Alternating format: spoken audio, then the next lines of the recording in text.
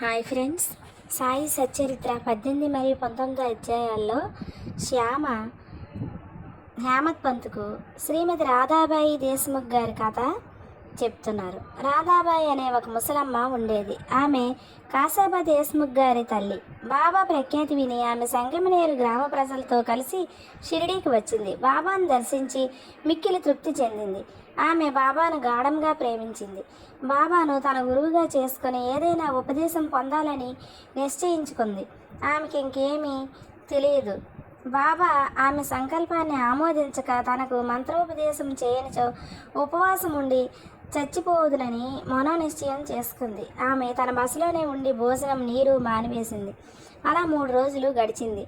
ఆమె పట్టుదలను నేను చూసి ఆమె పక్షాన బాబాతో ఇలా అన్నాను: దేవా, మీరేమి ప్రారంభించితిరి? నీవనేక మందిని ఇచ్చటికి ఇచ్చదు. ఆ ముసల్ని నీవెరిగియే ఉందు. ఆమె మిక్కిలి పట్టుదల గలది. ఆమె నీపై ఆధారపడి ఉంది. ఆమె చచ్చే వరకు ఉపవసించ నిశ్చయించుకున్నది. నీవు ఆమెను అనుగ్రహించి ఉపదేశం ఇవ్వకపోయినంత వరకు తన నిరాహార దీక్షను మానదు. ఆమెకేమైనా హాని జరిగినచో ప్రజలు నిన్నే నిందిస్తారు. నీవు తగిన ఆదేశం ఇవ్వకపోవడిచే ఆమె చచ్చిపోయినదని లోకులు అంటారు. కాబట్టి ఆమెను కరుణించుము అని చెప్పాను. అప్పుడు బాబా ఈ విధంగా అన్నారు: ఓ తల్లి, అనవసరమైన యాతనకి ఎలా పాల్పడి చావును కోరుచున్నావు? నీవు నిజంగా నా తల్లివి. నేను నీ బిడ్డను. నా యందు కనికరించి నేను చెప్పినది విని నీకు నా వృత్తాంతమును చెప్తాను. నీవు దాన్ని బాగా విని నీకది మేలు చేయును. నాకొక గురువు ఉండేవారు. వారు గొప్ప యోగీశ్వరులు, మిక్కిలి దయార్ద్ర హృదయులు. వారికి చాలా కాలం సేవ చేశాను. కానీ నా చెవిలో వారు ఏ మంత్రము వదలేదు.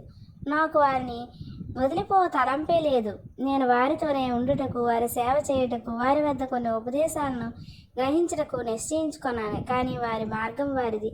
వారు నా తల గొరిగించి నా నుండి 2 పైసల దక్షిణ అడిగిరి. నేను దాన్ని వెంటనే వారికి సమర్పించి తిని, మీ గురువుగారు పూర్ణ కాములైనచో వారు మిమ్మలను దక్షిణ అడుగనేలా? వారు నిష్కాములని ఎట్లా అనిపించుకుందరు అని నీవు అడగవచ్చు. దానికి సమాధానం సూటిగా చెప్పగలను. వారు డబ్బును లక్ష్య పెట్టేవారు కారు. ధనంతో వారు చేయనిది ఏమున్నది? వారు కోరిన 2 కాసులలో ఒకటి నిష్ఠ, రెండవది సంతోష స్థైర్యములతో కూడిన ఓరిమి. నేను ఈ 2ని వారికి అర్పించి తిని వారు ప్రసన్నులయ్యారు. నా గురువు నోట్లు 12 సంవత్సరాలు సేవించాను. వారే నన్ను పెంచి పోషించారు. భోజనానికి కానీ వస్త్రాలకు కానీ నాకు లోటు లేదు. వారు పరిపూర్ణులు. వారు ప్రేమావతారమని చెప్పవచ్చు. ఆ ప్రేమను నేను ఎట్లు వర్ణించగలను? వారు నన్ను మిక్కిలి ప్రేమించేవారు. ఆ విధమైన గురువే ఉండరు. నిరంతర ధ్యానములో ఉన్న వారిని తదేకముగా చూసేవాడిని.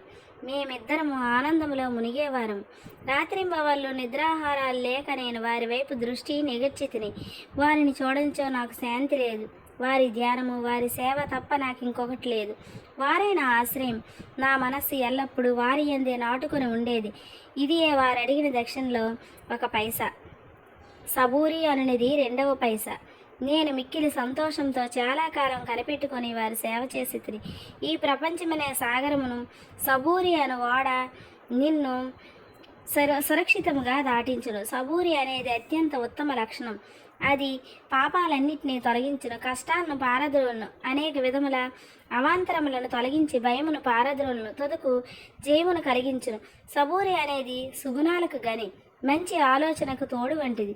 నిష్ఠ, సబూరి అనునివి అన్యోన్యమైన అక్క చెల్లెళ్ళు. నా గురువు నా నుండి ఇతరమేమీ ఆశించి ఉండలేదు. వారు నన్ను ఉపేక్షించక సర్వకాల సర్వావస్థలయందు కాపాడుచుండేవారు. నేను వారితో కలిసి ఉండేవాడిని.